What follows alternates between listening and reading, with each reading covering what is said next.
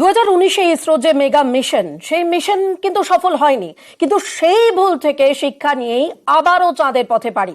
আর এবার চন্দ্রযান-3 আজ দুপুরে শ্রীহরিকোটা থেকে উৎক্ষেপণ হলো ঠিক 2:35 এবং আগামী মাসে চাঁদের মাটি ছোঁবে ভারতের দূত Chandrayaan. Here we have a majestic liftoff of LVM-3 M4 rocket. হাতে চাঁদ পাওয়ার পথে 4 বছর পর ফের চাঁদের লক্ষ্যে ভারতের অভিযান।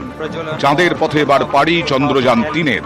শুক্রবার দুপুরে অন্ধ্রপ্রদেশের শ্রীহরিকোটার সতীশ ধাওয়ান মহাকাশ কেন্দ্র থেকে যাত্রা শুরু। Here we have a majestic liftoff of LVM-3 M4 rocket carrying India's prestigious Chandrayaan-3 spacecraft. LVM-3 rocket চাঁদে যাচ্ছে। এই চন্দ্রযানে রয়েছে প্রায় 1750 কিলোগ্রামের ল্যান্ডার বিক্রম। চাঁদের মাটিতে সফট ল্যান্ডিং করাবে এই বিক্রম এবং প্রায় 26 কিলোগ্রাম ওজনের রোভার প্রজ্ঞান। চাঁদের আবহাওয়া এবং মাটি সংক্রান্ত তথ্য সংগ্রহ করবে ওই রোভার। পৃথিবী থেকে চাঁদের দূরত্ব 3,75,000 কিলোমিটার। এই দূরত্ব পাড়ি করে অগাস্টের শেষের দিকে চাঁদের মাটিতে নামার কথা চন্দ্রযান-3-এর। এই অভিযানে খরচ 615 কোটি টাকা।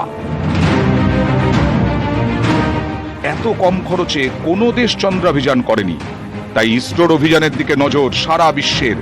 বিশেষজ্ঞদের মতে অন্য দেশের তুলনায় ভারতে মহাকাশ বিজ্ঞানীদের বেতন অনেক কম। বেঙ্গালুরু এবং আহমেদাবাদে ইসরোর ল্যাবে তৈরি হয়েছে চন্দ্রযানের যন্ত্রাংশ। ফলে যন্ত্রাংশ আমদানি করতে বিপুল খরচ কমানো গেছে।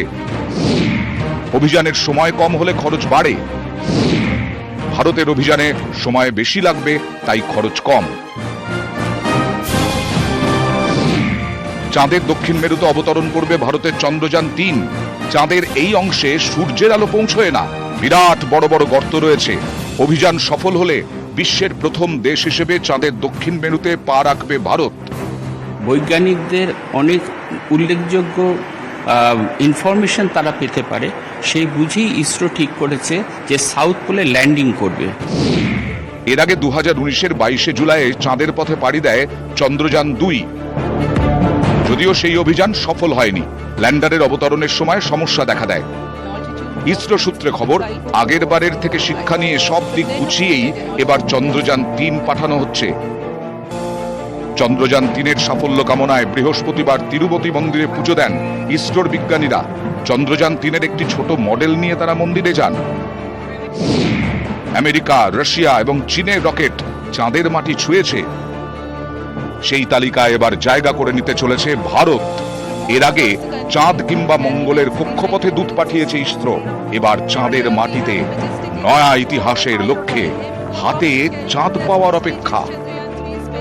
News 18 Bangla. We have a majestic liftoff of LVM-3 M4 rocket carrying India's prestigious Chandrayaan-3 spacecraft.